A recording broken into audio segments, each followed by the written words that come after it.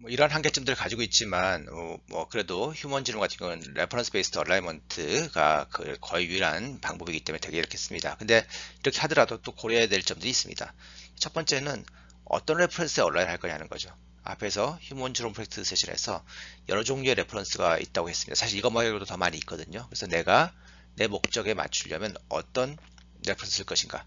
가장 최근 걸 쓴다고 꼭 좋은 건 아닙니다. 제가 시퀀싱 결과를 다른 데이터랑 비교해야 되는데 그 데이터가 또 어떤 레퍼런스 되어 있느냐를 생각해서 거기랑 맞춰야 될 경우도 있거든요. 그래서 어떤 레퍼런스를 쓸 것인가 결정하셔야 되고요. 두 번째는 이런 얼라이먼트 프로그램들이 여러 종류가 있기 때문에 그 중에서 어떤 걸 쓸지도 결정하셔야 됩니다. 뭐 제일 많이 쓰는 건 BWA라는 프로그램이긴 하지만 이거 말고도 또 다른 옵션들이 많이 있고요. 역시 마찬가지로 내가 만약에 비교하고 싶은 다른 시퀀스가 있다면 그것과 좀 맞춰서 해야 되겠죠. 마지막으로 여러분들이 여러 가지 파라미터를 설정하실 수 있습니다. 예를 들어서 페어드 앤드 리드 같은 경우는 그 페어 간의 거리를 얼마 정도로 세팅할 건지, 또는 이 앞에 설명한 것처럼 레퍼런스하고 차이를 어느 정도까지 다른 걸 허용할 건지, 또는 여러 군데 온라인 되는 거를 뭐 몇 개까지 허용할 건지, 이런 등등을 다 결정할 수 있습니다. 이 대부분 경우 이 얼라이먼트를 직접 하시긴 상당히 어렵습니다. 이 소프트웨어들이 물론 이제 뭐 유료도 좀 있긴 하지만 대부분 무료긴 한데 이것들이 되게 큰 리눅스 서버에서 하기 때문에 개인적으로 이렇게 돌리긴 쉽지 않을 경우가 많아요. 그래서 보통 이 얼라이먼트는 시퀀싱을 할 때 시퀀싱 회사 이런 데서 해달라고 그렇게 요청해서 이렇게 얼라이먼트 된 결과를 받는 경우가 많은데요. 근데 이제 문제는 이 얼라이먼트 이런 다양한 옵션이 있을 수 있다는 걸 아셔야 되고요. 그래서 여러분들이 만약에 어떤 특정한 목적이 있다면 거기에 맞는 방식으로 온라인 해달라고 요청을 하셔야 됩니다. 앞에서 렌저스 데이터는 분석하는 사람에 따라서 다른 결과가 도출될 수도 있다고 말씀드렸습니다. 사실 이 차이는 얼라이먼트 때부터 시작될 수 있습니다.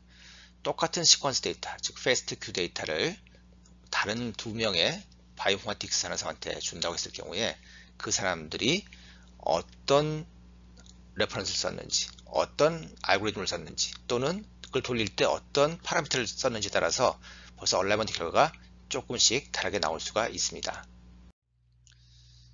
자, 이렇게 얼라이먼트를 끝나고 나면 몇 가지 또 챙겨야 될 게 있습니다. 전체 처음에 가졌던 시퀀스 리드 중에서 전부 다 온라인 되는 건 아니고 일부는 쓰레기통에 버려진다 그랬죠. 그래서 성공적으로 온라인 된 리드가 몇 개인가를 체크하고 그거를 맵투 리드 또는 온라인 리드라고 합니다. 그리고 맵투 리드에 있는 베이스를 합치면 총 맵투 아웃풋 또는 온라인 아웃풋이 나오죠. 그러니까 전체 내가 시퀀시 한 것 중에서 온라인 된 게 뭐 총 몇 베이스인가 라는 겁니다.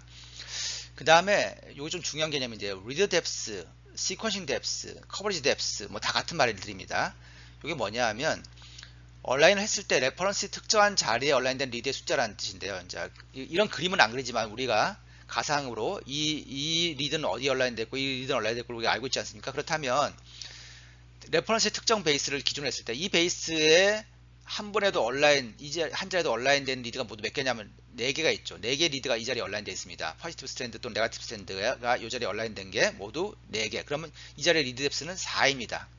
이 자리는 2고요. 이 자리는 3이고 여긴 1이고 뭐 0인 곳도 있겠죠. 어차피 랜덤하게 잘랐기 때문에 이 숫자는 들쭉날쭉 할 겁니다. 이걸 우리가 리드 뎁스라고 하고요. 이거의 전체 게놈에서의 평균값을 에버리지 리드 뎁스라고 합니다. 자, 그럼 이걸 리드 뎁스를 한 번씩 다 해서 35개를 다 계산한다면 평균할 필요 있냐? 그럴 필요는 없습니다. 어떻게 하느냐 하면 맵투 아웃풋 생각해 보시면 전체 아웃풋 중에서 쓰레기통에 버려진 것 빼고 여기에 다 있죠. 그렇죠? 여기에 요게 베이스가 뭐 이런 100개 있는 겁니다. 여기 있는 전체 맵투 아웃풋을 다 카운트한 후에 몇 개인가 카운트한 후에 전체 레퍼런스의 리드 레퍼런스의 랭스 레퍼런스 모두 얼마인가로 나누면 됩니다. 예를 들어서 레퍼런스가 총 10kb 베이스, 만 베이스 페어라고 칩시다. 만 베이스 페어. 요 레퍼런스가 여기서까지 만 베이스 페어인데 여기 온라인되어 있는 모든 베이스를 다 합쳤더니 100만 베이스다. 100만 베이스가 거기 그려져 있는 거지 않습니까? 근데 이게 모두 만 개의 레퍼런스에 붙어 있는 거니까 한 자리 평균은 평균 100개가 있다는 얘기가 되겠죠. 그래서 맵투 아웃풋을 토탈 레퍼런스 랭스로 나누면 됩니다. 자, 앞에서 봤던 우리가 최초의 한국인 결혼 시퀀시 했을 때 데이터를 보시면 각각 실험 방법마다 전체 리드 중에서 5개 리드 중에서 3억 9천만 개만 온라인 됐죠. 그리고 그 온라인 된 베이스는 14기가 베이스였습니다. 자, 이런 식으로 해서 전체를 해보면 이 토탈 79.2 기가베이스가 얼라인드 아웃풋이고요. 이거를 휴먼 지놈 30억 베이스 페어 정확히 하면 28점 얼마인데 그걸로 나눠보면 커버리지 에버리지 리드 뎁스가 27.8x, 즉 게놈의 한 자리 한 자리를 평균 27.8번 시퀀시한 거다, 이렇게 얘기를 할 수 있습니다. 뭐 다른 실험에서도 마찬가지인데요. 다른 논문에서도 이렇게 보면 이게 리드 뎁스가 얼마다, 에버리지 리드 뎁스가 얼마다 보면 이건 좀 한 자리가 여러 번 시퀀시 됐구나, 한 자리는 좀 적게 됐구나, 이런 것들을 알 수가 있습니다. 그래서 여러분들이 리드 뎁스의 개념이 어떤 것이다 하는 걸 알면 좋겠습니다. 이렇게 얼라이먼트가 끝난 결과는 SAM 파일이란 텍스트 파일 또는 이게 너무 사이즈가 커서 압축한 BAM 파일로 저장이 되고요. 이 BAM 파일은 패스트큐 파일을 한 번 더 처리한 거기 때문에 더 유용한 파일이어서 이걸 주로 또 데이터로 많이 받아서 사용합니다. 최근에는 크램 파일 포맷을 많이 쓰기도 합니다. 이 크램 파일 포맷은 BAM 파일보다 조금 더 압축률을 높인 파일이어서요. 그러니까 효율을 높여서 BAM 파일보다 사이즈를 줄인 파일이기 때문에 뭐 이게 좀 편하다고 해서 이걸 쓰는 분들도 있습니다. SAM 파일에 대해서 조금 더 이해를 도와드리기 위해서 SAM 파일의 한 예를 가져와 봤는데요. 텍스트 파일이니까 여러분이 열 수 있으면 이렇게 텍스트가 쭉 있을 거고 굉장히 긴 텍스트입니다. 역시 앞에 아주 긴 헤더들이 있고요. 그다음부터는 실제 시퀀스 데이터들이 나옵니다. 이 시퀀스 데이터를 잘 보시면 이게 이제 여기서부터 한 줄이고요. 쭉 이어진 한 줄이고 그 필드 하나하나가 탭 키로 이제 분리되어 있는데 여기서 보시면 첫 번째 필드에 해당한 요 숫자, 요게 그 패스트 큐에 있는 첫 번째 줄에 해당하는 일종의 그 리드에 대한 아이디가 되고요. 그 다음에 요 시퀀스, 여기서부터 여기까지가 시퀀스, 그 다음에 여기서부터 여기까지는 퀄리티 스코어에 해당하는 내용이 됩니다. 그러니까 패스트 큐에 있는 내용이 다 있는 거죠, 거의 다.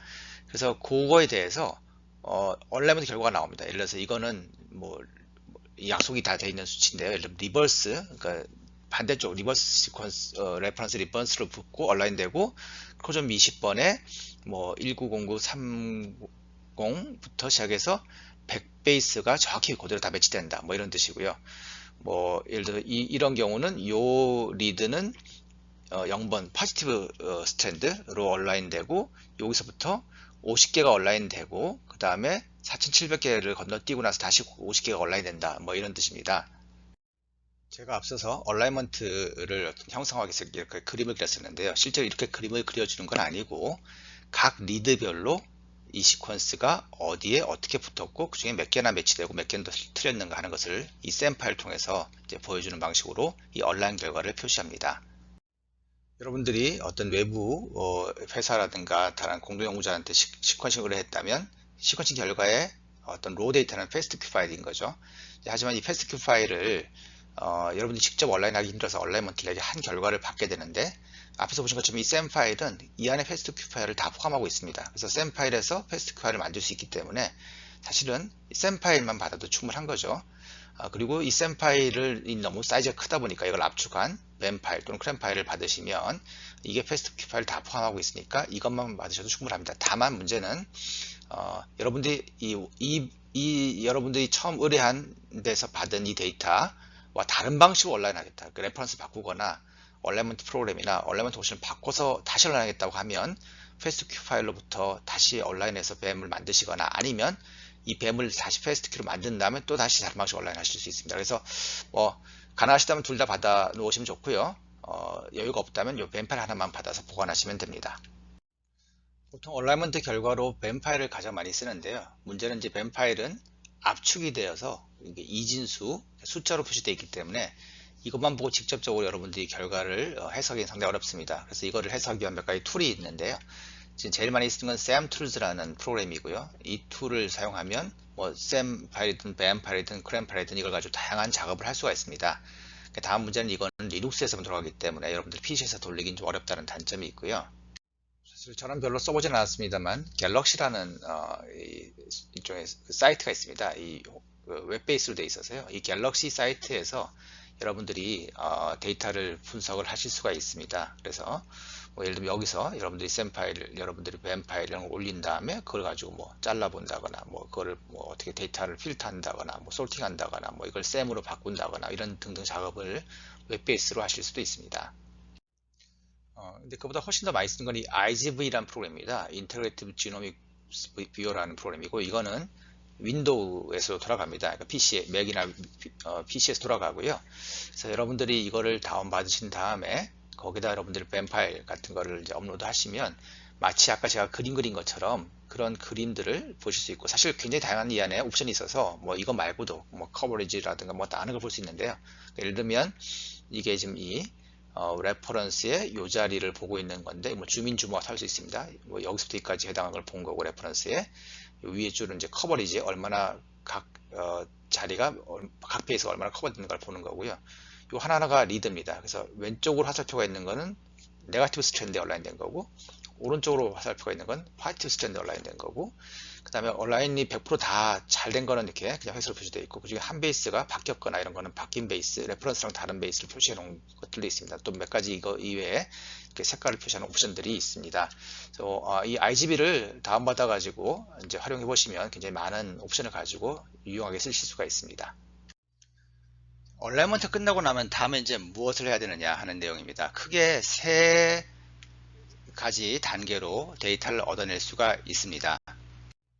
첫 번째는 얼라이먼트의 양적인 정보, 즉 커버리지 데이터만 가지고 정보를 얻어내는 것입니다. 자, 대개 우리가 실험에 사용하는 샘플은 다이플로이드 두 세트의 지름을 가지고 있고 각각 포지티브, 네거티브 스트랜드가 있습니다. 이 중에 랜덤하게 한쪽을 골라서 시퀀싱 한 다음에 얼라인 해본다면 레퍼런스의 임의 자리에 포지티브 스트랜드 또는 네거티브 스트랜드로 얼라인이 되겠죠. 자, 이렇게 됐을 때 전체적으로 커버리지, 리드 뎁스를 아마 리전별로 비교해 본다면 뭐 두 줄 날줄 확인하지만 전체로 그래도 대략 비슷한 정도의 리드 뎁스를 가질 것을 기대할 수 있습니다. 그런데 만약에 어떤 특정한 지역의 리드 뎁스가 거의 0에 가깝다. 이런 일이 왜 생길까요? 이런 일이 있다면 왜 그럴까요? 왜 온라인이 안 됐을까요? 이건 아마도 이 부분의 DNA가 시퀀싱이 한 번도 안 됐기 때문에 그렇겠죠. 그 이유는 뭐냐? 이 부분에 대한 DNA 시퀀스가 내 샘플 속에 없었기 때문일 겁니다. 즉 내 샘플 속에는 이 조각에 대한 DNA가 없었기 때문에 이 자리에 얼라인되는, 즉 레퍼런스 여기에 해당하는 DNA가 없기 때문에 여기에 얼라인이 안 됐을 겁니다. 또 반대로 어떤 특정한 지역의 리드 뎁스가 상당히 높다. 이건 뭘까는 여기서부터 여기까지 레퍼런스 여기서 해당하는 자리에 DNA가 내 샘플 속에 더 많이 있다. 즉 이 자리에 뭔가 더 이 자리에 DNA가 앰플리피케이션이 있어서 더 많은 양 존재한다는 얘기가 되겠죠. 즉 우리가 이렇게 커버리지 그래프를 그려보면 리드 뎁스 그래프를 그렸을 때 이게 쭉 그래도 일정하게 유지되다가 뚝 떨어지는 곳은 딜리션, 쑥 올라가는 곳은 앰플리피케이션 이란 것을 알 수 있습니다. 실제 결과 예를 보여드리면 듀셴 머스큘러 디스트로피라는 질병, 근육병 질병 환자의 케이스인데 이 경우는 이제 딜리션이나 앰플리피케이션 없는 환자예요. 보면 뭐 우리가 평균 리드 뎁스를 거의 1000 가까이 요 지역을 10% 많이 했는데 보면 전체로 그래도 그냥 이분하죠, 그렇죠? 중간에 뭐 흰 선이 있지만 그건 전체가 다 그런 거니까 그건 아마 실험적인 오차인 것 같고, 그런데 여기를 보면 이 환자를 볼까요? 이 남자에서 생긴 질병인데 X 크로모솜에 생기는 질병이고요. X 크로모솜의 한 자리를 시퀀스해 보면 커버리지가 갑자기 뚝 떨어져서 0으로 되어 있습니다.